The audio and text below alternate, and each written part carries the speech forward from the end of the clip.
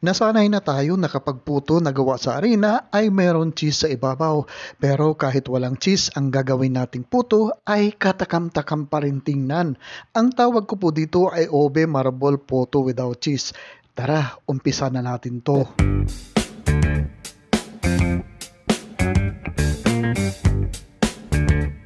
Sa isang mixing bowl, i-combine lang natin ang 1 cup na all-purpose flour, 1/2 cup na sugar, 1/4 teaspoon na fine salt, at saka 2 teaspoon na baking powder.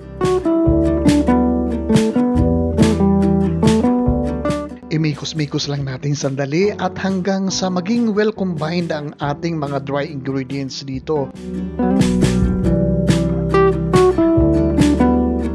Mag-crack naman po tayo ng 1 large na itlog at pagkatapos po ay magdadagdag po tayo dito ng 1 tablespoon na vegetable oil o kaya pwede rin naman butter at saka 1/2 cup na evaporated milk at saka 1/4 cup na water. Haluin lang po natin ito ng maigi. Una ay dudurugin muna natin ang ating egg yolk po dito at pagkatapos itutuloy-tuloy lang po natin ang ating paghahalo dito hanggang sa ma-achieve po natin ang isang smooth na butter. Pero guys, kung bago pa lang po kayo dito sa Dan's Food Park, mangyari po lamang na paki-subscribe po ang aking channel. Paki-click lang po ang subscribe button sa baba at pati na rin ang notification bell para palagi po tayong updated sa mga susunod kong video uploads. O ayan, parang smooth na po ang ating butter dito at pagkatapos naman po ay kukuha lang po tayo dito ng mga 1/4 cup dito sa ating butter. Ihiwalay po natin ito at pagkatapos ay lalagyan po natin ito ng Obe flavoring maya-maya.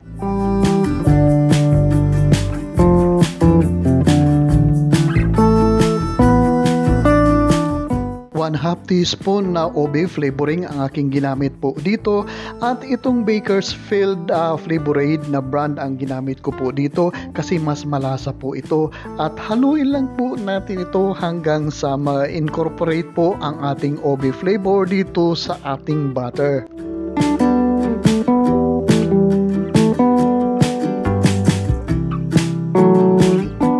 Mag-pour out naman po tayo ng ating plain butter dito sa ating mga molde hanggang sa maging 3/4 full po ang laman ng ating molde dito at pagkatapos ay dadagdag naman po natin dito o ipapatak natin ang mga dollops ng ating Obe flavored na butter dito.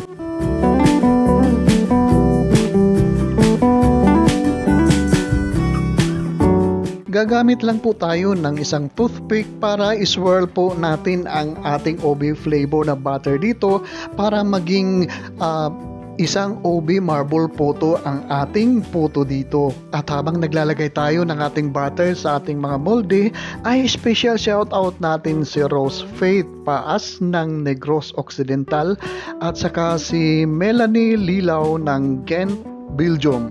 Maraming salamat po sa patuloy niyong pagsubaybay at panonood sa aking mga video recipe dito.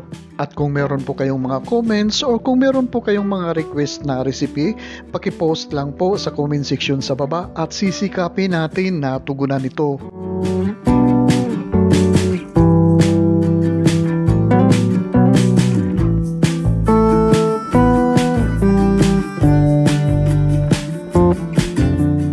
I-steam lang po natin ito ng mga 10 to 12 minutes at pagkatapos ay ito na po, luto na po ang ating napakasarap na Obe marble puto without cheese.